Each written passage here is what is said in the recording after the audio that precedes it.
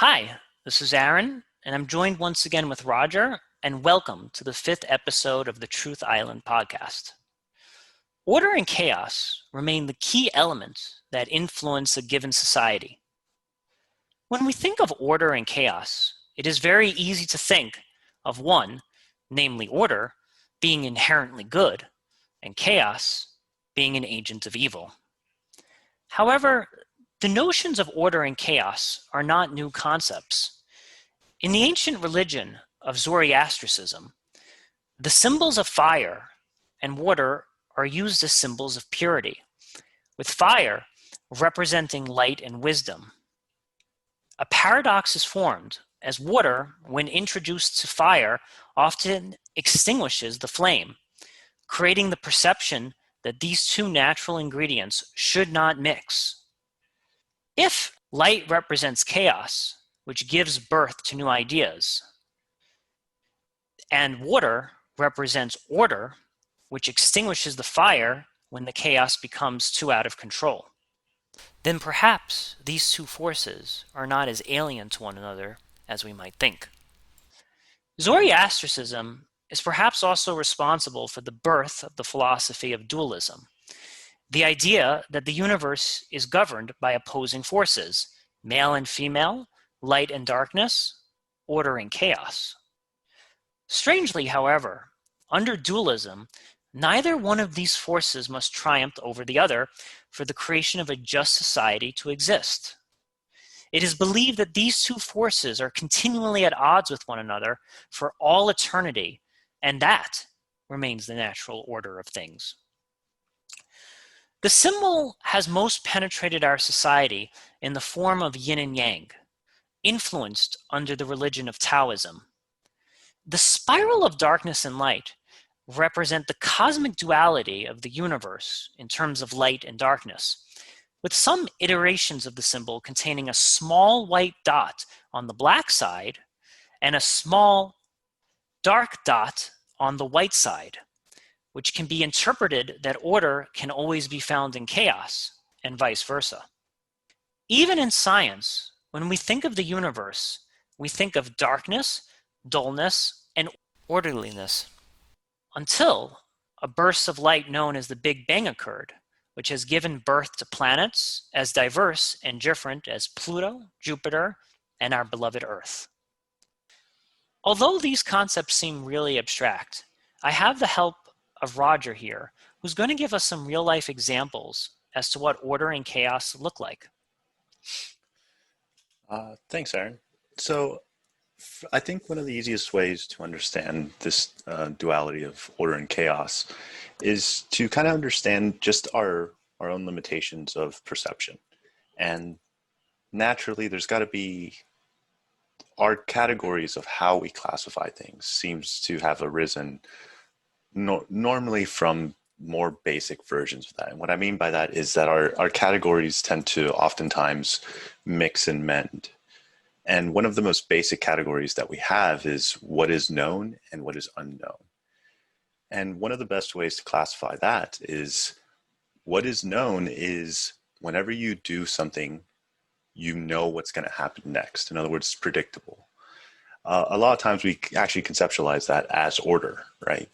You can think of, and pretty much anytime you use the word order or orderly, it implies that there's some pattern that you recognize and that you can predict. And the exact opposite of that is chaos. And what chaos tends to normally represent is something that is completely unpredictable. Now, what's important here to note is that both chaos and order are to some extent a subjective classification, right? Like the person that is classifying those is making the distinction of, I do not know what that thing's going to do, and it's chaotic, or I know how that's going to play out, so that's orderly. It's everything's ordered.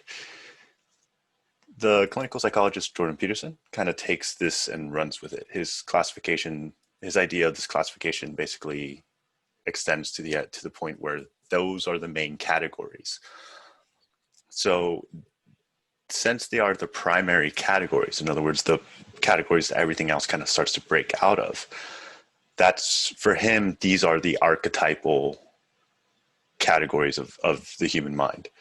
But they don't just contain chaos and order. They contain, an amalgamation of a bunch of concepts all smashed into one, or a complex, right? So it would be not just that it's order and chaos, but that things that are orderly are all contained within that category, and things that are chaotic are all contained within that category. And us as animals have kind of developed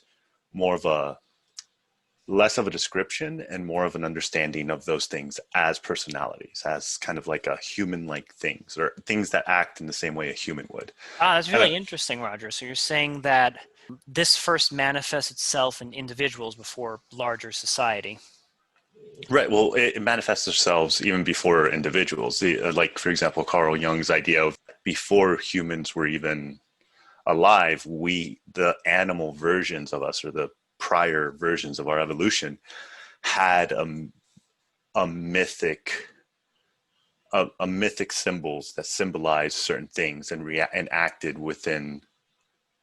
acted similar to personalities. And it's also what made us react emotionally to those personalities.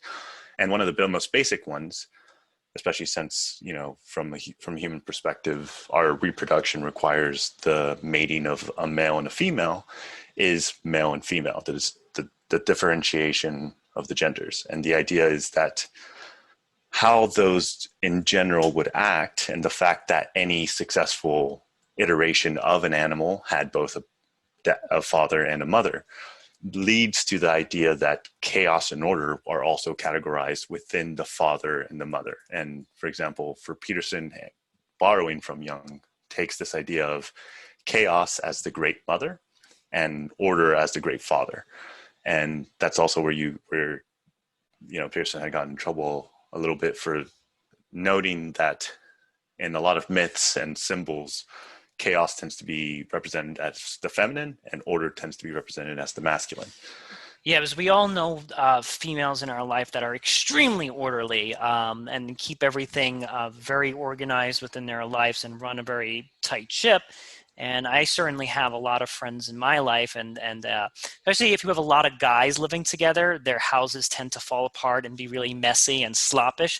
So it's kind of hard to imagine that, the female represents chaos and the males represent orderly. Could you maybe expand a little bit about that? Well, and exactly that generalization you just made is exactly the problem. As I said, and purposely, it's feminine and masculine. So it has nothing to do with the person themselves or whatever gender they identify with, or whatever gender they embody. It has much more to do with the group of qualities that we associate to those genders, at least traditionally or symbolically. Currently, with our culture, all this is kind of starting to be questioned and pushed. And there's always been variety within different cultures of what is masculine versus feminine and things like that. But it could be most easily summed up as the traits that you normally would expect from a father and the traits that you normally would expect from a mother: kindness, caring, nurturing, and then we can get into it later, but also devouring, overburdening, kind of to some extent more feminine, which, kind of you can overlay temperament as to women, having a slight disposition to be more agreeable, having a slight disposition to having a higher neuroticism in the personality traits, which would then explain why that could be associated with the feminine, but not necessarily with females as a group, right? And on the other side, you have aggressiveness, assertiveness, competitiveness from the masculine side, which then go ahead. Yeah, do you think, Roger, maybe a way to make this a little bit more palpable in 2020 is to perhaps say that if you have like a mother and father, it is possible that the father in that relationship represents the feminine embodiment. Like the father is the agreeable one or the softer one, and it could be possible that the mother then represents the masculine embodiment of it. It might be the case that most men tend to be masculine and most women tend to be feminine, and that of course makes sense. But I'm saying in our world, it could be that the father does have some feminine qualities and the wife has some masculine qualities, and they complement each other in that. Well, we don't even have to get into the numbers game, right? Of like most or any. It's more a matter of how it's conceptualized. So the idea is a good one to think of is a good thing to think of is what is your father to you or your mother to you? And you can say, well, my mother's the thing that just gave birth to me. And it's like, okay, yeah, in a way, that is one connection. But when they act as a father to you or towards you, what does that actually mean? Right? It seems that they're following a behavior and a tradition that they learned from their father, who learned it from their father, who learned it from their father, who learned it from their father. And therefore, this pattern of behavior, right? This pattern of how to act towards your child. And also, if they didn't have a father, they learned it from other fathers. That's in like, what's the role of father, quote unquote, right? Or mother. Whenever someone says, it's like, you're not a good mother. What does that mean? If they had a kid, by definition, they are a good mother if all mother means is you gave birth to someone. But that's not what we normally are referring to. We're referring to a set of qualities and behaviors that have been passed down from one generation to another generation to another generation. And that's more what we mean by the feminine and masculine traits. But those roles could be flipped. Do you think it would be possible for a father to pass down masculine traits to a daughter, or a mother to pass down feminine traits to a son? Oh, of course, yeah. Okay. Yeah, like again, like these aren't restrictive by any means, right? It's not as though there's even a normative quality to this. It's not like I'm saying that anything should be this way. But we all seem to be walking around with this conceptualizations of a good father, a good mother, a bad father, a bad mother. Those, in order to be able to even judge that, it requires that you have some idea of what a good father and a good mother is. So then the next question is, well, where do those qualities come from? Where do those ideas come from? Right? What's being defined? What are you even using to define that? So these, it's very interesting what you're saying. So these concepts of the good father and the good mother are essentially impressions that we have as a society. And then it's up to the individual to embody each of these impressions, and they may embody these impressions to a varying degree. So you might have a young boy who embodies the father figure to like 60% or 70%. Like we could say 70% of what that young boy does represents the sculpture of a good father. But it need not be that the entirety of his personality is encapsulated within that sculpture. Yeah, well, you can think of it this way. You can think of a little boy, right, that's just been born. What's the best way to make this boy flexible, adaptable, able to survive in whatever it is that reality is going to throw at him? Well, most boys are going to need two things. One, they're going to need something to aim at, right? And many boys, but by no means most, will likely choose a masculine person and the only reason that's the case is like, okay, you seem to be a lot like what I am, so and you've made it this far, so I'm going to try and do whatever it is you're doing. And you see children do this all the time. You also see them do this even whenever, you just take them to the movies. And this is one of the reasons why I do really think representation does matter, because the closer they can identify to an ideal, the more they're going to try to embody that ideal. The next thing that happens is that father becomes the judge, right? The father tells you, the role of the father is to tell you, yeah, you're doing it correct, or no, you're not, or you're not doing it well enough here, or you're failing here, but you're doing well here. It's this shaping and cutting. However, that can always be super harsh, right? If you're just always tearing this kid down, they need to also be nurtured and have someone that can back them up. And that normally falls more on the mother whenever the father is too critical, or just when life in general is too harsh and it's too hard to take down. you might not want to go to the person that's always telling you you're doing things wrong or always telling you how to be better. You may want to go to someone who doesn't care about that and is just there to nurture you and can always catch you, right? And always has your back. Yeah, I mean, so connecting this to the idea of Zoroastrianism, if the father, let's say, is burning like a really intense fire and he's being super hard on his kid, like the mother kind of could serve as the water that doesn't necessarily put the fire out. Like that fire Mhm. is super important. You need that to cook your meals, you need that to eat and keep warm. But the mother has the power to temper the flames just a tad in order to salvage the self-esteem of the child. Would that be a good connection, would you say? Right, right. And what I do want to make clear here is that these roles, I'm only pointing at them in their traditional sense. Like in a more modern sense, you could have, for example, a gay couple where one partner is following the role of like the nurturer and the other partner is following the role of the judge that's constantly pushing the kid up to become more competent, to become better. Or a lot of times what you see is within single mothers. It's a very difficult task, but it's one that many women can admirably take on, where they are both the person that is asking you to be better all the time and always improve and always demands the best from you, but then when you fail can catch you and be like, all right, look, you tried, you did your best, come on, you're okay, and it's kind of having to switch between those two roles. And It's like it's crazy because the mother has to be the fire on Tuesday, but then she's the water on Wednesday. It's very difficult to code switch like that, I would imagine. right, but it's more of the idea that you have to both push your child to grow and understand that they are still a child, right? And always a difficult balancing act, even in the best of times, right? That's kind of the whole saying of like it takes a village to raise a child, is because the child isn't just shaped by, even if there's two parents in the household, it's shaped by everyone around them.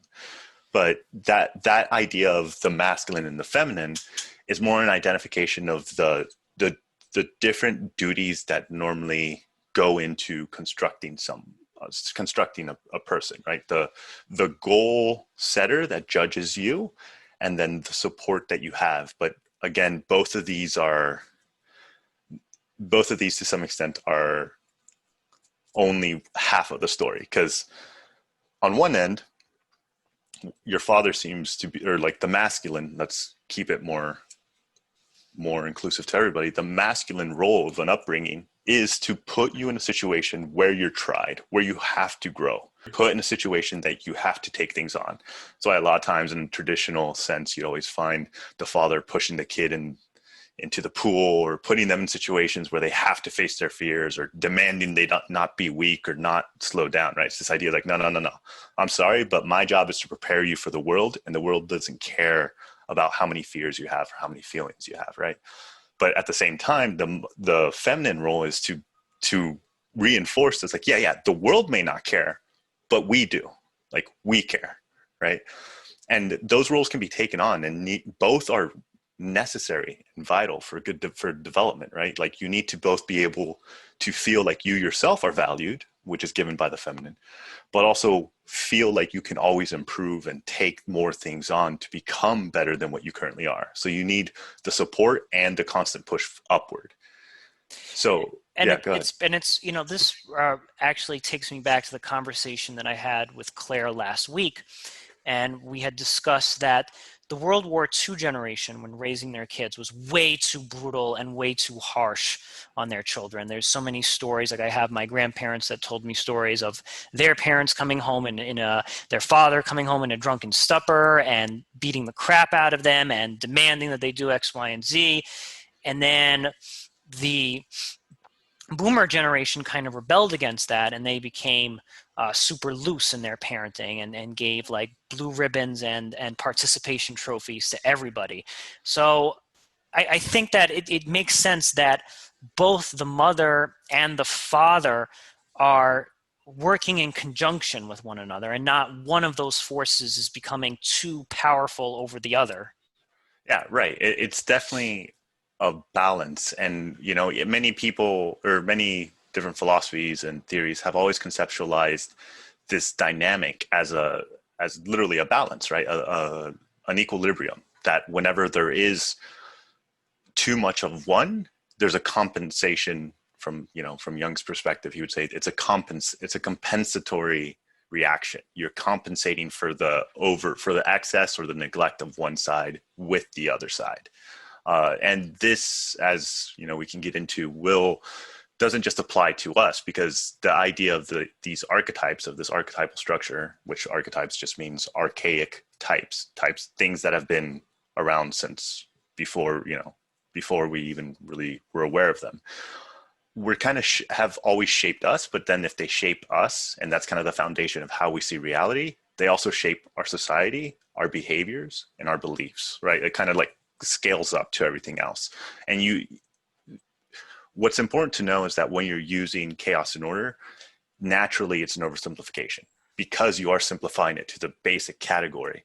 But we have very, very different reactions to those categories. And a really important thing to note, that I think it's vital, is that most people, especially most Westerners, don't know what it's like to actually be in a state of chaos, especially if you've never left the country. Right, right. I mean, there's a lot of historical examples of this, and I think that I think the embodiment of chaos would be like a state of anarchy, or maybe like a state of civil war, if you would. Like maybe we could say that the United States during the Civil War was as close to anarchy as humanly possible. Like states thought that they could just leave the union, print out their own money, so like that would be the closest we've probably got into chaos. And then fascism would probably be, by extension, the closest we not maybe the United States, but other societies have gotten to orderliness. And typically with the rise of one, the other also becomes more powerful, because if anyone knows anything about the rise of like Italy and Germany, it was as a result of the Great Depression, and it was as a result of those democratic countries being unable to deal with hyperinflation. They weren't able to give people jobs anymore.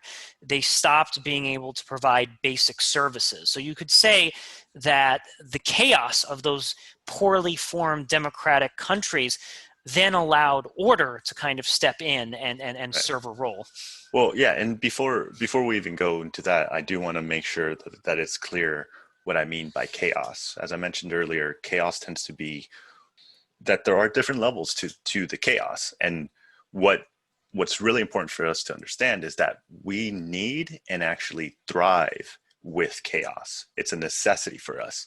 And you can kind of see how these levels would manifest themselves, because the first level is the benevolent feminine, is normally how it's symbolized. And it's the chaos that whenever we don't expect things, but they aren't necessarily a threat. Because then we really like those kind of things. We really like novelty without threat, but it's also not always what normally happens. But like if you have, for example, the novelty without threat is what you feel whenever you put on some pants and then you put your pocket in and there's $10 in there. Right. And you're like, oh, wow. Or you come home from work and your wife has like cooked this huge meal or something, or you decide to take her out and it's like, whoa, I didn't expect this, but it kind of breaks your routine. Like if you come home from work every single day and, eat the same thing, like, oh, we always have lasagna on Wednesday, but then you come home and your wife has surprised you and you're going out to a French restaurant. It's a pleasant surprise, but it does break the order of your having lasagna on Wednesday every day. Right. It's the world, and that's why it's benevolent. It's the world is not acting in the way you want it to act, and actually it's good for you. And you're like, wow, I didn't expect this, right? But normally that's not what we always get. The next level is the malevolent feminine, which tends to be situations where we get frustrated or even a little bit scared. And that's situations where you have a plan of what's going to happen, and then some anomalous event happens that makes you stop and reassess everything that's happening. And a lot of times that isn't good, it is good or bad, but at the time you don't know, right? All of that happens is you see something that's anomalous and you don't know how to react. You don't know if it's good or bad. this is whenever you have a situation where something, a good example of this would be you're going to work and you get in your car and you try to turn on your car and your car doesn't start, your battery. And, before, let's say you don't know anything about your car, anything about cars, you turn the key and you just don't hear anything. You have no idea what that means. And at this point, all these plans that you had about like, oh, I'm going to work. I'm working for a promotion. I have this work that I need to do today. All those plans collapse. So unpleasant, it's like uncertainty, but in the unpleasant kind, in the unpleasant variety. Well, not necessarily, because it's more uncertainty in the unknown variety. And that's what really categorizes chaos, is that you don't know if it's good or bad. You're going to get frustrated and mad, but then at the same time, if you've ever had situations like this, which we almost all do, you also start to see on the bright side. You're like, well, I didn't want to do that work anyway. Well, maybe someone else will do it, and then I don't have to take care of it, and then I'll get back to work. And I would love to take a car ride with you, because like you can make you can bring that positivity to the car not starting. It's the idea of like you have to reassess your map of the world, right? And then the last one isn't feminine at all. It's true unknown, which is what true chaos is. And that's the idea that when you hit that, what you're looking at is actually the closest you can get to real reality, because real reality is a mess, but we create a concept to simplify the world so that we can act in it. And like, for example, that's also oftentimes embodied as the dragon of chaos. And because what's a dragon? Well, a dragon's basically just everything that humans would be naturally scared of. We were always attacked by, through our evolution, we were attacked by alligators, snakes, predatory cats, fire, and like swooping birds of prey. So it's like, okay, well, what's a dragon? A giant flying snake with the mouth of an alligator, the claws of a lion, that can breathe fire and, can devour us in one bite. It's like, okay, so all the scary things that we evolved to avoid, all in one thing, as the embodiment of the complete unknown. Why? Let me ask you this. What's in there could be that. Let me ask you this question. So let's just say we take our Neolithic ancestors, and the dragon of chaos comes in the incarnation by a hungry pack of wolves. You were walking down the normal path that you and your tribe have always gone down, and then you're ambushed by hungry wolves that come after you. From the perspective of the hungry wolves, they are acting in an ordered way. Like, they're very hungry and they've encircled your tribe and they're trying to eat them. So you could say that even though it's chaos for you, from the wolf's perspective or from nature's perspective, that's order. Like the wolf is a predator, and it's enacting order by eating a weaker species than itself.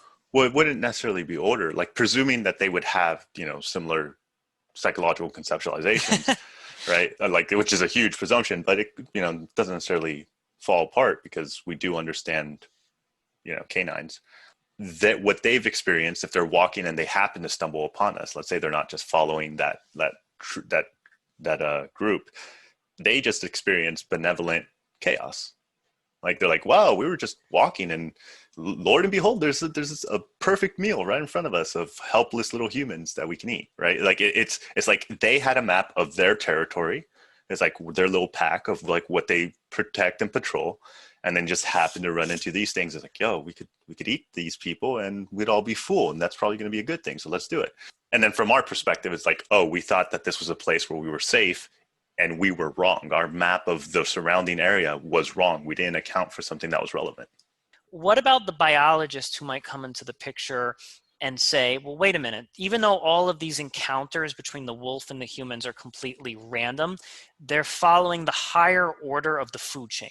So the food chain is like the highest order of things, that stronger predators eat weaker predators, even if these individual daily encounters are random. Yeah. And I mean, I don't think there's any problem to that. If anything, I would say that like the reason that that's the case is because of the structure of how the thing that makes one stronger or one weaker is because of how they function, like the animal's programming. For example, if you put a naked human against a wolf, the naked human probably won't fare very well, right? But if you put a modern day human with with some decent survival skills, they have a pretty decent chance of surviving that situation. Why? It's like, well, it's the programming that they're already carrying in and the conceptualizations of the surrounding areas and their environment.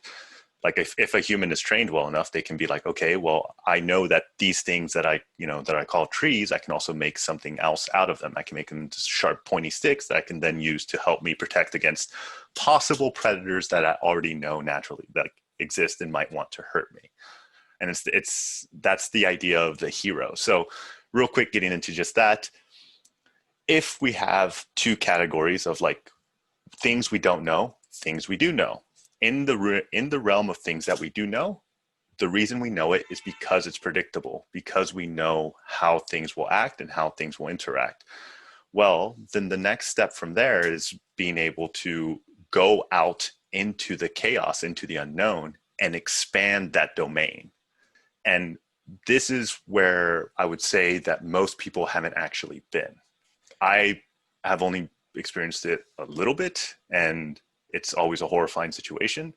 I used the example, I think with Claire last week, that this idea is if you are an early hunting gathering society and you find food in a predictable spot, like there's always wild buffalo past the tree on the left hand side of the cliff, and then suddenly there's no more buffalo, you're forced to then migrate somewhere else, and that's Mhm. kind of risking uncertainty and kind of jumping into the unknown, because you may head down south and there might be more plentiful food, and you'll have, I guess, benevolent chaos down there if you find, oh wow, there's a lot more food than there ever was in our old spot.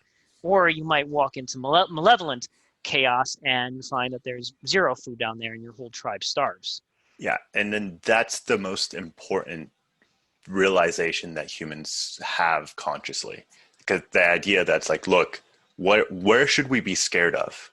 What should we be scared of? Well, the unknown. Why? Because we have no idea what that could be, right? It could literally be anything. We couldn't even fantasize about what's out there because we just don't have the information. So then the next question then becomes like, okay, where is all the things that could make things better?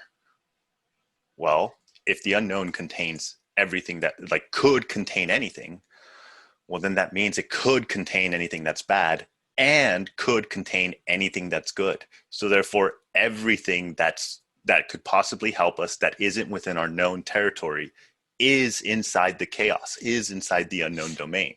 Now, it's important to point something out here that in order, I would say for most people, they're not going to walk into chaos until order has failed them in some way. So for our early nomadic hunters, it's only when the food source is already gone from their current environment that they plunge into chaos. And if you think of this in terms of like governments, if the government is doing an excellent job and there's high levels of orderliness, and then not just orderliness, but fair and just orderliness, then there's no reason to have a civil war. There's no reason to trust an anarchist. There's no reason to do any of these things when the current order is serving its intended purpose. Right. And then the important thing to note is the idea of the hero functions in that exact same way, right? Like almost every idea for example, the Joseph Campbell's idea of the hero's journey kind of encapsulates this. There's always a call to adventure. It's the call to adventure is essentially chaos announcing itself as, hey, here's an opportunity for something, I or something that needs to be done. I But would say that the call for adventure is usually a need. Like you have to satisfy something that's failing you currently. Like if you're living, like I think of like the California gold rush, for example, like there weren't enough opportunities on the East Coast, and there was this desire and this need to fulfill your ambitions by heading out west. If I personally was, if all my needs were being met and I was very satisfied, I don't know if the desire to embark upon adventure is as strong. well, yeah, that's what I was trying to get at was the idea that when the call to adventure first happens, one of the common tropes is the hero refuses. Right, the Okay, hero yeah. decides. So like you can think of Bilbo Baggins, right, when they show up and they're like, hey, you want to go take this ring, and he's like, no, Why would I bother? Like, why would I want like this? I'm chilling here, drinking and smoking all day. Why do I want to do this? Right? Like, there's no reason to do this. And it's Right, this, yeah. but it's what's really important to note here is that this is basically when chaos happens, when the chaos breaks out. Almost a lot of times, the hero kind of already knows what they need to do because they've already refused the call. So it's the idea of, like, for example, like let's take the coronavirus. We already knew why a lot of things failed. Why? Well, because we decided not to do them when we were asked to. It's like, so we had the call to adventure. Hey man, there may be a pandemic. We should really prepare for this very unfortunate and horrifying adventure. And we decide, no, we don't need that. We don't need that right now. Do you think it's fear of the unknown that makes the protagonist initially decline the call to adventure? Like, Lack of necessity. lack of necessity. Okay, Right? okay. Like, 'Cause it's exactly your point, right? It's like, if I don't need to do this, yeah, it's nice to know that it's there, but like, I don't need to do this. Everything's fine right now. now And there's also this. When I say fear, it's like, if going back to our nomadic ancestors for a second, let's just say there is, like, you're not at zero buffalo, but let's say there's one buffalo every 3 days. So you have you have a necessity to get more buffalo, but you have enough that you're not going to starve. Is there perhaps that, like, fear of, like, well, I'll take one buffalo every 3 days rather than risking the uncertainty and then ending up with zero buffaloes? right. And that circular map works so well is all you have to think about is all it takes is for a hero to say, yeah, you know what? I'm going to do it. Now, every single human has a different threshold for when that happens. But the only adventures that happen are because at some point that threshold was crossed, right? So if that threshold's never crossed, right? If we never get there, well, then there's just no adventure. So there's no story to tell. But every single story we tell, the reason we care about it is because it's a behavior pattern of how that threshold had to get crossed, where the hero had to do something. And death is usually the catalyst. Like, the protagonist's loved one gets kidnapped or killed, Right. and So something goes wrong so badly that the hero has to act. And then when they have to act, it's not as very rarely do you normally see the story narrative go, something horrible just randomly happened and the hero has no idea what to do. So he just kind of wanders around trying to figure out what he's supposed to do. And then, I don't know, somehow eventually he figures it out. It's almost always, he already knows what he's supposed to do. And he's like, not now, or maybe, or I'll think about it, or I'm too old, or I'm retired, or, like all the different narrative excuses. This ankle pain is Right. holding you It's back. like I'm 3 days from retirement, like all the classic reasons why the adventures turn down. But then there's a catalyst that pushes them to be like, no, this is necessary. You have to go out into the chaos. It's like, if you don't, things will only get worse. And that's the idea, that things will only get worse. So then that pushes the hero to go from order, from the known, to chaos. And that's where you get all these adventures and all these other tropes that get hit on. But to bring it back to why all this matters is, this is kind of how we always conceptualize the world. And especially with the Dragon of Chaos, which I think a good example would be, there's a couple that come to mind. One would be when the Twin Towers fell. Sure. Because when we all sat there and watched that happen, the issue wasn't, oh wow, a couple planes crashed into the World Trade Center and they collapsed. Most people weren't just thinking that, right? That wasn't the processing.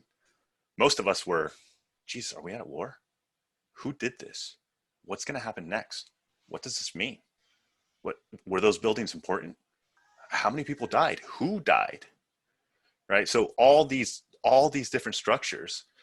And the reason we were so scared and fearful was when that happened, and it was something that none of us expected, we were all trying to figure out, well, what does this actually mean? Not just because none of us were just thinking like, oh, well, the skyline for New York's going to look different. Like, no, we were just like, oh my God, I have no idea what this means, because those two towers that just fell are interconnected with everything in our lives. They're interconnected with our government and its military action, with our policies, with, how we see each other, right? There's this huge spike in racism that, like, against Middle Eastern, and literally anyone from the Middle East, even if they had nothing, that's like no even close association.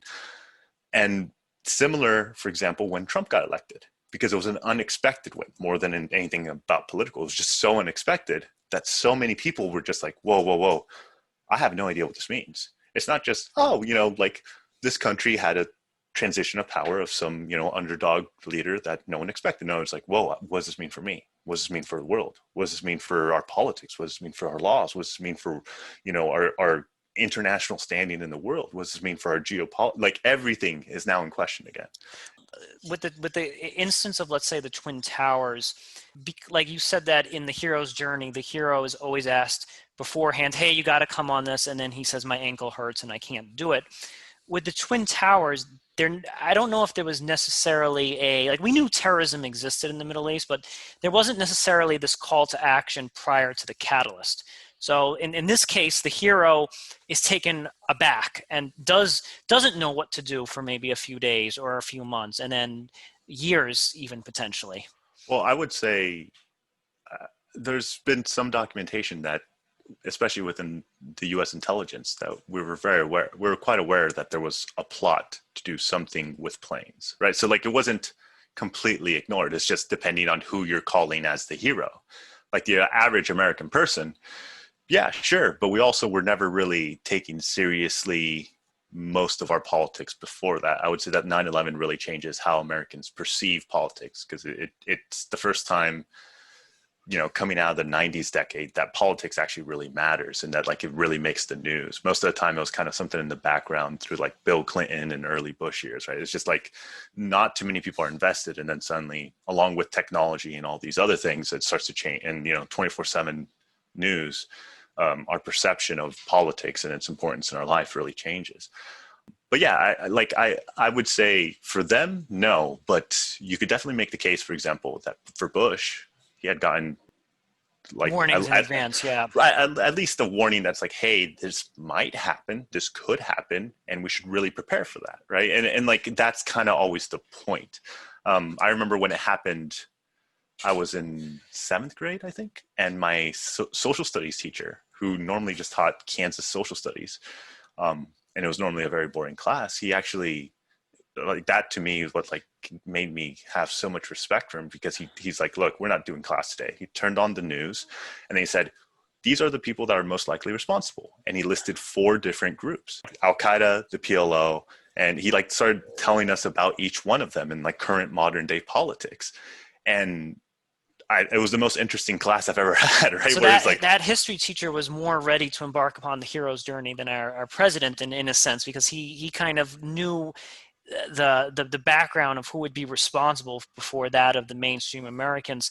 One thing I also want to that may complicate this even further, if you're let's say a president, let's say you have 1,000 threats that are landing on your desk. You have because in fairness, coronavirus could have come out in 2001. It didn't just happen in oh, it's 2018, you better take care of this. Well, so I'm how do you know as a hero what is the most important threat? Well, you don't. Right? That's exactly the point. You can't. You can never prepare for these things, because like you said, there's a million different variables. It's should we be taking on global warming, the possibility of a pandemic, the possibility of nuclear war, the possibility of an asteroid hitting us, the possibility of aliens coming in and killing us, the possibility, you could just do an infinite amount of these threats. And it's and they're all possible, some more probable than others naturally, but they're all possible. How and what are you supposed to take on? And that's kind of falls back into that hero's journey. It's there's going to be a call to adventure, but you have to account for so many other threats that eventually the ones you didn't take care of are eventually that chicken's going to come home to roost. The New Orleans, right? All this corruption and everything of taking over the levees. And it's yeah, well, nothing's gone bad yet. Nothing's gone bad yet. Nothing's gone bad yet. And then it's well, sure, nothing has until it does, right? And then at that point, you have a situation you have to deal with. So I feel chaos exists in 2 realms. It exists first in the abstract realm. It's this could happen. This could happen. Maybe in a year that will happen. Maybe in 10 years that will happen. But then something happens, and then suddenly the abstract chaos in your mind becomes a real chaos that you must deal with. Right. And well, You can think of chaos as we're using it as how do you conceptualize the things whenever you don't know what you're looking for, whenever something happens that you couldn't imagine was happening. I think I might have mentioned this story before, but somewhat recently, there was a shooting with 8 people shot right next to my house. And for me, how I was conceptualizing my neighborhood in DC and everything around me, I was like, oh, this place is safe. It's normally reasonable. I'm never scared, right? I'm never scared. I'm sitting in my own living room and I keep hearing, like, here's a great example.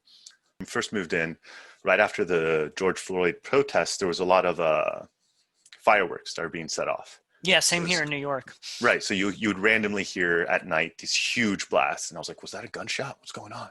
And like for a while I'd stop, I'd freeze, and I'd be like, what's going on? A new unexpected noise just happened. What is that? And then I like go and explore. And then eventually I was like, okay, I think those are just fireworks. And slowly like I acclimate and I'm okay again. And then later I hear this massive like pow, pow, pow. And I was like, oh, what is that? That doesn't sound like a firework anymore. It's another novel sound. And then I find out it's like, oh, they're doing construction across the street. And then one day I'm studying and then I hear a very rhythmic, loud noise. And at that point, I don't even react. I just keep writing. And eventually it doesn't stop and it starts to actually catch my attention. And it's like, okay, that's not a sound that I'm used to hearing.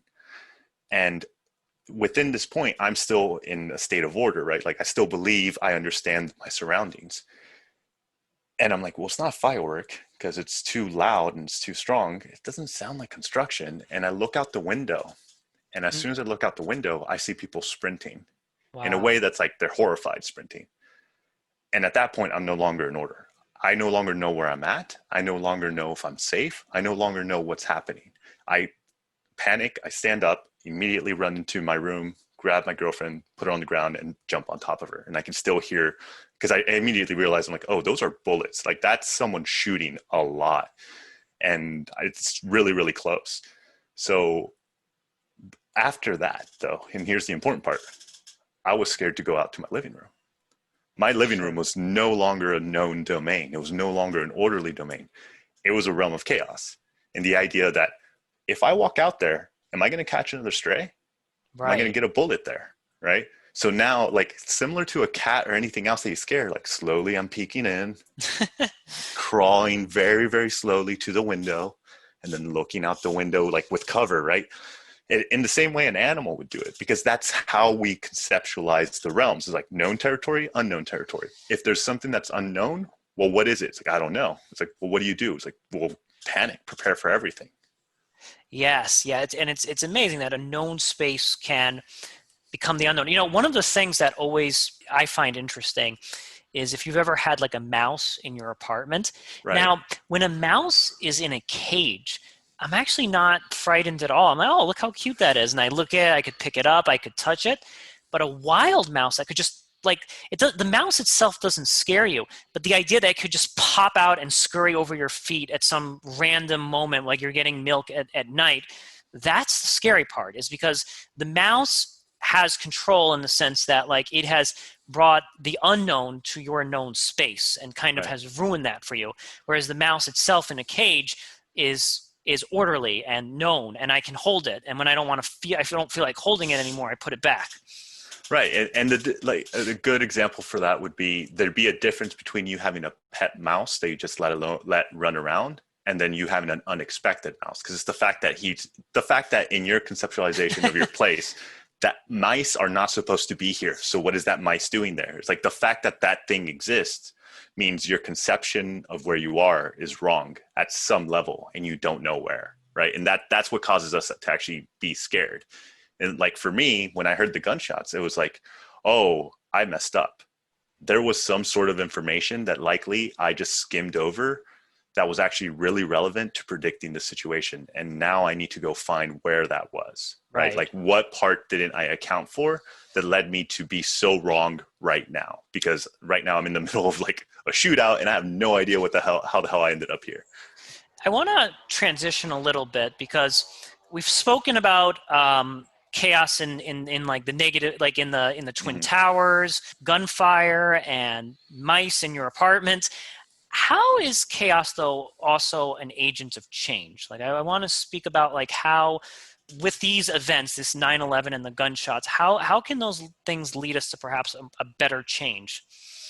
Right. So I mean, we could take even just those situations or any others, but Any situation, yeah. right. The thing about chaos is, and the dragon of chaos, for example, the most peculiar thing is it's a dragon that can eat you and kill anything.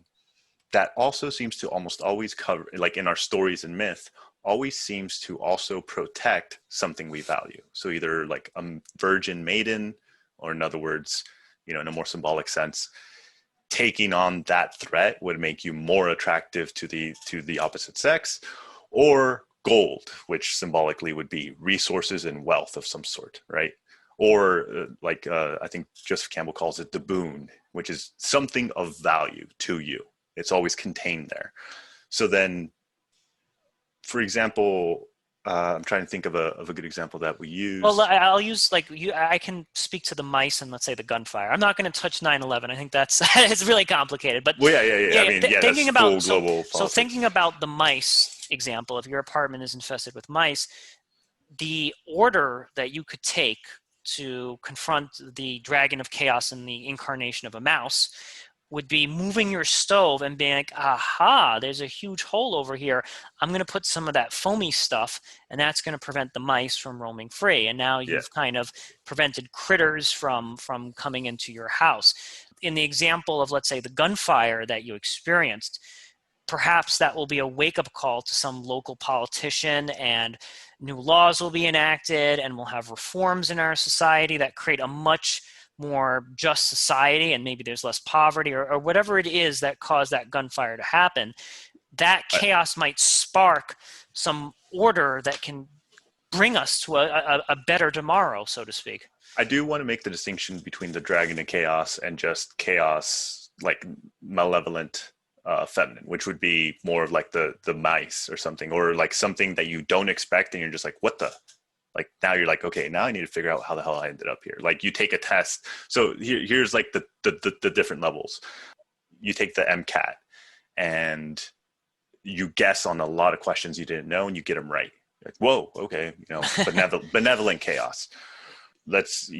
Same situation, only you get a lot lower than you thought you would get. You get quite low, Right. and you're like, whoa, okay, I guess I need to reassess, how I'm studying or what's going on. And then you take it and you just completely bomb it. You bomb it to the point where now it's like, well, should I even wait? So like, if I can't even pass this, should I even be trying to do this career? Am I smart enough to do this career? Could I, if I can't even get the entrance exam done, what makes me think, so like the idea is, at what level does it make you reassess your map? Like a mouse comes in, right? You're like, okay, I need to reassess this category of where I live and how I'm going to deal with this. And the dragon of chaos is more, you need to reassess everything. Like you need to go from step down to step down to step down until you find this out. Because if you don't, like it's the stakes are so high that you don't even know how to deal with that, right? Right, because I mean, even with one, even with like the case of the benevolent unknown mouse, that mouse could start procreating, and you could get Right. a really serious infestation. And if you don't address that small little thing, it could spiral out of control eventually and become a true vicious dragon of chaos. Mm-hmm. Yeah, and again, like the dragon of chaos is that it doesn't just challenge your local conceptualization, but all your conceptualization. Like for me, something that this showed me was that I'm the type of person that will jump on top of my girlfriend when bullets are flying. I didn't think I was that guy, right? And I was like, oh, okay, well that's actually kind of like, it was scary, but like like I at least know that about myself, that I was willing to do that, right? So, but it doesn't just change. It's like, oh well, I live in a bad neighborhood, right? It changes. Where am I living? What am I doing? Why am I still in DC? What am I even doing here? What would all this be worth if I just got a stray bullet anyway? Like, it changes several things that you already believe in the world and challenges that. That's what the dragon of chaos is. And then just interactions with chaos, or situations of, like Peterson would call it, journey to the underground, to the underworld. And it's the idea of like, you have to go figure out why you believe the things you believe and double check your work, essentially. I like what you said about like, so the Dragon of Chaos can also prevent stagnation from happening, because when those stray bullets came, I'm not saying your life was stagnating, but you really reevaluated your purpose, being like, man, I really need to double down on what I'm doing here because my life could end at any given point. Or, because like it's the Dragon of Chaos set, basically tells you, hey, there's no guarantee that you're going to live to be 85 years Right. old. You don't have all that much time. You need to act with purpose, and you need to act a lot quicker. Right. It's a full demonstration of reality. And like the reality that we either simplify or gloss over is just comes out into your life unexpectedly and you don't really quite know what to do about it, right? But the benevolent side of all this, like you mentioned, is like it does allow you to take those things on. But like the Dragon of Chaos tends to normally be when something's been left alone for too long, right? Like, for example, that situation is like the fact that that happened in a place where there was police all the time and all this stuff like means there's a lot of background there that I probably will never know, right? But like the fact that it happened at all means there's a lot of failures in policing, a lot of failures in policy, a lot of failures in economic opportunity, a lot of failure, like it's a symptom of the entire system starting to fail in some way or another. And the more we don't address that, if anything, you could see that as the call to adventure, Right. right? I'm actually even like rethinking some of my original ideas on this issue. So if you have a very fierce Dragon of Chaos, do you double down on your orderliness, and then that might lead to an escalation of the chaos? Like I'm wondering even like what's the right way of going about this, because it seems like the natural thing to do is, stray bullets, we need to double down on the police presence in this area and basically have greater order in response to the greater level of chaos. I don't even know now if that's like the right way to go about this. Right. And well, the issue with the problem is the solution. If the solution was already easy, there would never have been a problem, right? Like if the Right, yeah. solution had already been obvious and available, like we would have just done that. It normally tends to be extremely complex situations, and the bigger the situation, the bigger the dragon, the bigger the situation is, which with more requires more nuance and more complexity. So a lot of times you want to start with, you don't want to straight up just go and try to take on the dragon when you barely can manage your own chaos personally, right? Like Yeah. I shouldn't go and presume that I can then fix all crime in DC. If, from Pearson's perspective, is like, if you can't even keep your room clean, why would you assume that you're responsible, smart, or clever enough to be able to solve way bigger problems than something that simple, right? It's like get all that stuff fixed first, and then slowly start to build that confidence. One idea that I think also comes from this is that order, like to bring back order, you don't have to directly slay the dragon. Like we have this image in our minds of like the knight, and the knight alone with a shield slaying the dragon, while the dragon and the shield is somehow magically strong enough to protect you from fire, which I don't think under like physics and science that would really hold up. But perhaps in some other kind of myths and fables you have a protagonist who's really intelligent and can outsmart the dragon, and that's how he kills the dragon, by like not directly confronting that dragon, but figuring out, the dragon's weakness is his tail, or some other kind of like nuance to Well, destroy it. It doesn't have to be like a direct confrontation with it. well, it normally is for the reason that you shouldn't, more for the reason that the behavior that's being demonstrated is that you shouldn't run away from it. Like I really like Jordan Peterson because he talks about, because he's a Jungian and he likes dreams and things like that. But he talks about a dream that he has with it, that his little nephew has, and he points out like, yeah, his parents were kind of fighting, having some issues, and he was also about to go into school, and he kept playing as a knight. He had this little costume and play as a knight, and he has this dream where there's this giant monster, little monsters that are pecking him to death, and there's a bunch of them, and he, no matter how many he kills, more come and keep getting him, and it's really disturbing him when he's sleeping, and then Peterson asked him, it's like, well, is there anything? It's like, well, what else? And it's like, oh, also there's this giant dragon at the very back that's just like pushing smoke out of its mouth. And every time it pushes smoke, more of these little monsters come. Right. And the idea is like in that dream, what's being represented in that dream is exactly that. The dragon of chaos, in other words, chaos incarnate, is producing more and more of these little problems. And all these problems, no matter how many problems you solve and take out, more problems are going to keep coming at you. And, you know, it's really stressing them out. And then Peterson asks him, it's like, was there anything you could do about it? And then this was like a Freudian move, because Freud believed that certain issues, you should allow them to fully go through and think through their fantasies, no matter how crazy they are. Sure. And this fits perfectly to a Jungian archetypal view, because then his nephew responds like, oh, I could get my dad, which first and foremost, getting your dad to back you up, it's like the thing that has taught you and trained you to be your backup. It's like, yeah, good start.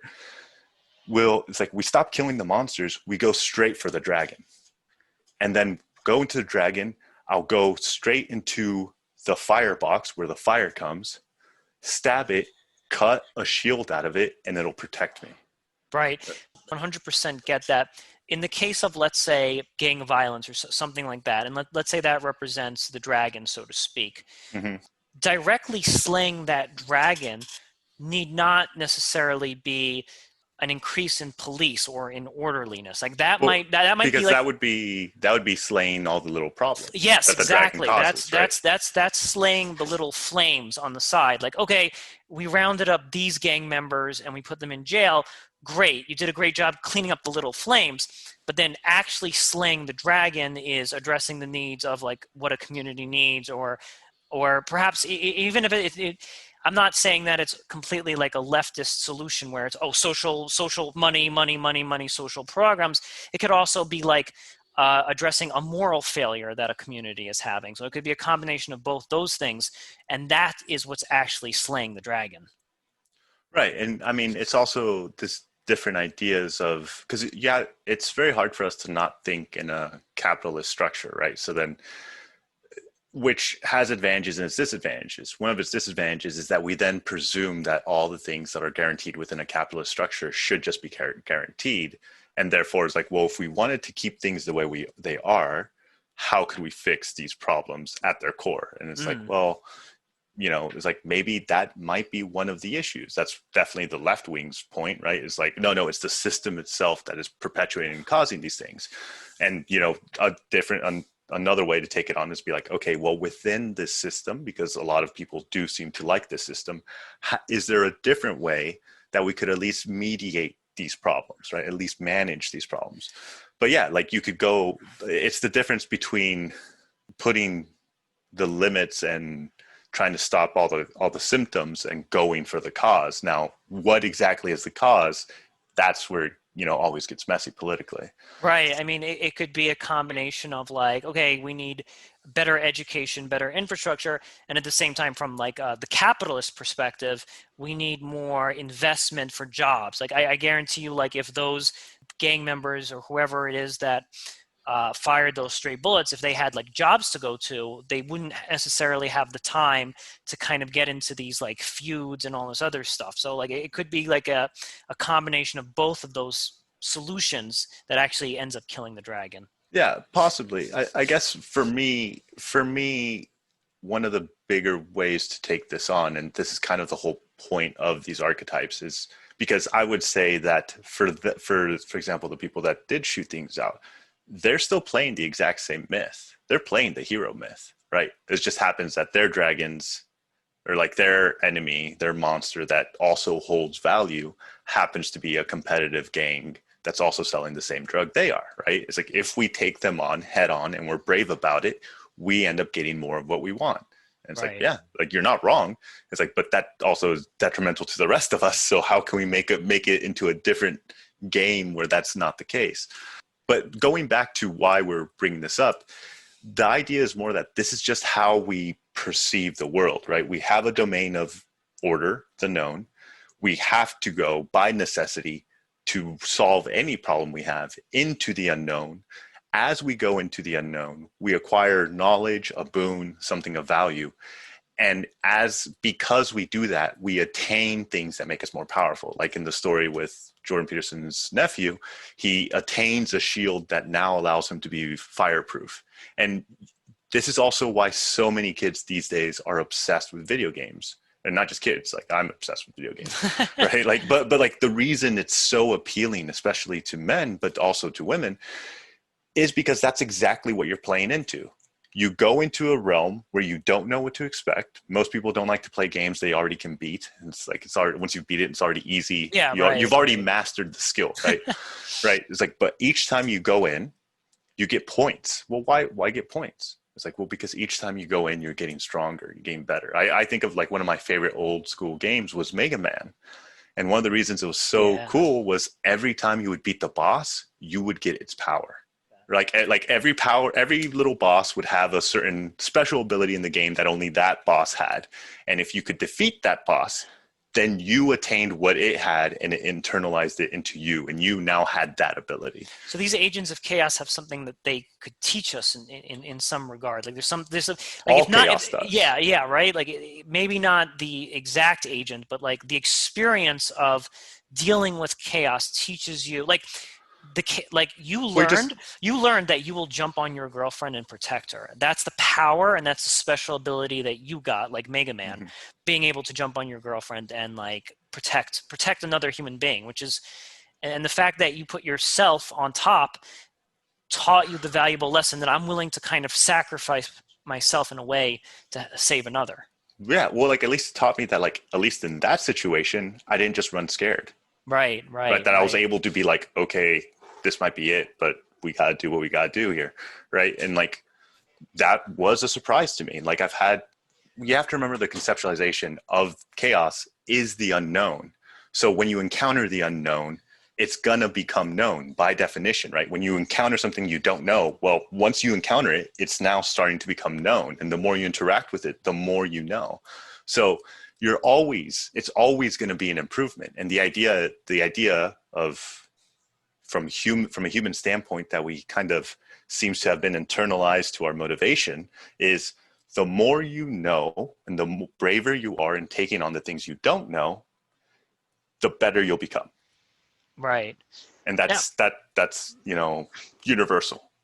Moving towards the end of our discussion, there is this theory that's been put out, I think most notably by Steven Pinker, and that is that the world is actually a much less dangerous place than it once was. So like we live in in the book he writes, Our Better Angels, that we live now in a much safer world.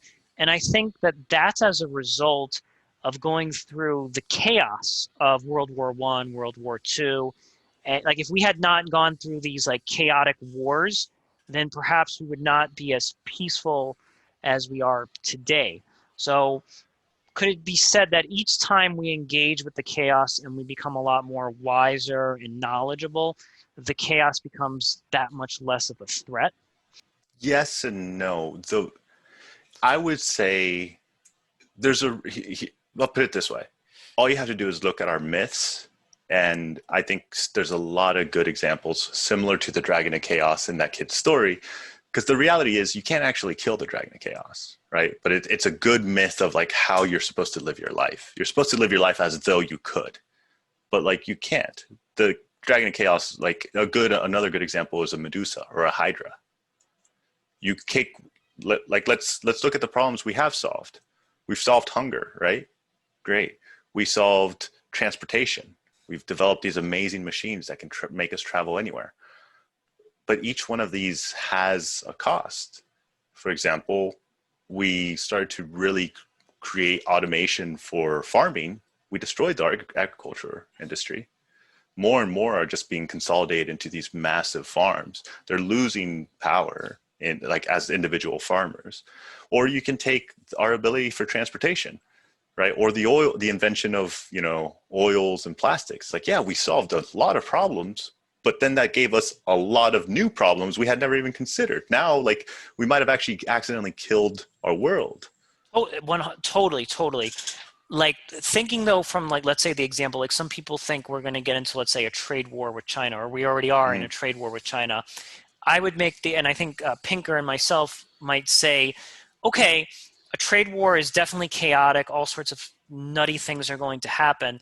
However, we at least have the lessons not to engage in a world war or like nuclear holocaust or something like that extreme. So like our previous engagements with chaos, there is still going to be chaos and there's still going to be issues that arise, but through our learning and through our wisdom and like our, I guess you would call it historical wisdom, we have better tools and better philosophies to deal with chaos, and kind of it makes the process a lot easier to deal with, and maybe it makes that All right. chaos not as extreme as it once was. We'll see. And that's where I would disagree. For me, because I think that the individual, I guess I'm similar to Plato in this sense. I like the individual and society function quite similar because all society is a bunch of individuals. If I put you if I put you in a situation where you're just in some random desert, right, and you have Right, to yeah. survive, but you learn through experience how to survive. That's great, right? But eventually, what if I then grab you, or like you keep walking and eventually you end up in a jungle? Well, the only experience you can depend on while you're in this jungle is the experience that worked while you were in the desert. But Right. that doesn't necessarily mean that that's going to be the same problems. That's also how I conceptualize us going through time. You can think of it as just a giant video game. As we're leveling up, we have the tools to take on all previous challenges. Right. However, in doing so, taking on those previous challenges and the solutions that we create new challenges, which we're not prepared to take on. Would you say that like I agree with you, and I 100% have 2020 vision on that when it comes to the individual. But because we have all of these books and because we have the internet, we have such a vast collective memory that there's always like usually when people talk about things in the news cycle, there's always something in the past. Like we talk about Corona, well, someone mentions, oh, well, we had Black Plague before. There's always like some past instance of something happening, and it may be that that new thing is slightly different than that old thing, Mm-hmm. but through having dealt with Black Plague and the flu pandemic of 1918, it kind of allows us to deal with this chaos in a more orderly way because we have collective wisdom. Right. Yeah. So we're always better off with the wisdom, right? The problem that I think is that I would say, and I think why Pinker for me is a little bit too optimistic, is the presumption that that's enough. The presumption that simply because we've been able to survive this far, that we have the toolkits that are sufficient to take on anything else. And you can imagine, all you have to do is imagine any serious apocalypse movie, right? Like in a serious way, like Independence Day, Right, right? yeah. Like aliens just show up and we're completely outclassed and everything. Okay, there's no reason to think that we could actually win that fight. Or a giant meteor or asteroid is coming straight for Earth. There's no reason we're like Armageddon and all that stuff is a fantasy, and I mean this literally, a fantasy of what a possible solution to a possible threat could be. It's like, but by no means does that mean we could pull it off, right? Yeah, So no, like, there's no guarantee of any of this. right, But I think but that to your point is just that, the more past experiences we've had, the more likely we would be better off in taking on those giant endeavors, right? So like, right. I agree. I think it's not that chaos is dropping. It's more that we are becoming more and more capable as the heroic figures. Could we, and then we could sort of use a synonym and say that our capability is our like ability to implement order when need be. So like we have like a pandemic now, and yeah, there's many things that went wrong and many ways that it was like not handled properly, but I think we do have like it is probably better off if we had just walked into this with like, oh, what's a pandemic? What's a disease? And Right. we knew nothing of vaccinations, and we knew nothing about air transmission. Yeah, Like like if if we we, didn't have a germ theory and then we just went in with like there's some magic ghost that's killing everybody, right? Like, well, I would say yeah, because like I said, it's like it is quite useful to have those previous experiences. I guess for me, my bigger concern would be this idea that that's going to be enough to survive the troubles that we get into and we're just going to be all right. Like we need to see these things as possibly existential in a real sense, right? Like, and on top of that, I think Pinker tends to perceive one dimension, which is the most reasonable one, being like, hey, we're dying less, it's probably a good thing, right? And I'm like, yes, it is, but also that in and of itself also creates problems. right, yeah. And you could do like overpopulation and all that stuff, but also just the existential problem, right? The problem that we talked about earlier on the first episode, the nihilistic problem. It's like, great, we managed to win this game. Okay, now everyone's starting to ask, well, why are we even bothering to win this game? Now we're starting to ask, like, well, wait, these motivating myths and stories that we had told ourselves to justify us going through all this hardship and a lot of us sacrificing and dying and spending our entire lives toiling for this cause doesn't even seem to quite be true in the sense that we had conceptualized it as true. So why are we even bothering to do this march? Right. I mean, I see it as it adding to our collective storytelling as humans. I think that when we look at any catastrophic thing that's happened in human history, it always makes a better story. And I guess it makes us feel better as humans and builds up our confidence and our will to live when it's like, and then this terrible thing happened, and here's how we got past it, or Mm-hmm. here's how we conquered it. And I think that that desire get like a certain like almost feeling of immortality in a way when we like it's fleeting immortality, but we feel invincible for just a fleeting moment of like, yes, we survived that. The human species will continue. And I'm not delusional. I know full well that we as humans will not be around forever. We're not eternal. But we do get that sense like in our collective mindset of like, we can do this, we can see tomorrow, and we can overcome. And I think that's a very positive thing to have. Right. It's the hope in the story. Like Peterson conceptualizes it as the bet that we've made for the best way to survive, and that's basically the hero's journey. It's the idea of like the bet that we've made is that because you can think of other animals for like like animals that are mostly prey animals. Their function is much more anytime you see chaos, run. Like you know what I mean? Like if there's a lion and you didn't expect to see a lion there, run. That is your only option, and just pray to God that you're not the slowest one. Right? Right. It's like there's no taking on the lion unless it's like some extreme dire circumstance, which is extremely rare, right? Most of the time it's run and just hope you're not the slowest. I think So that's our purpose. I think our purpose is as humans, and this is maybe uniquely, is that we're not mice, because the thing about the mice is that it can bring chaos, but when the mouse sees you, it runs away into the darkest hole that it can find. But I think as human beings, we have an intrinsic purpose to confront chaos. Like it actually is a part, whether you're male or female, we all have this within us that when chaos presents, we want to preserve our species, and we want to not only preserve our species, we want our species to be extremely prosperous. We don't want to hide in caves and wait for the chaos to leave us alone. We attack the chaos, and I think that excites us. I think it right. excites us as a species, and it gives us our purpose. Well, yeah, and I think for maps of meaning, like Peterson genuinely believes that that is the true source of meaning in life. The true source of meaning in life is when you encounter something that is unknown, but you encounter it within the realm in which you feel as though you are pushing your limits, but are still within your limits. Like you're at the edge of your limit. You're not way out beyond your capacity to handle this. But another quick point about what you mentioned about the mice, there's actually, and I may want to take what I said back earlier about animals maybe not being following the hero myth so much, because I do remember this one study of what mice do when they encounter a cat. Huh. And so like you can have this like little, you can imagine a little village of mice all living there. And then you just, I mean, you could put an actual cat there, but you can just put just a scent of a cat.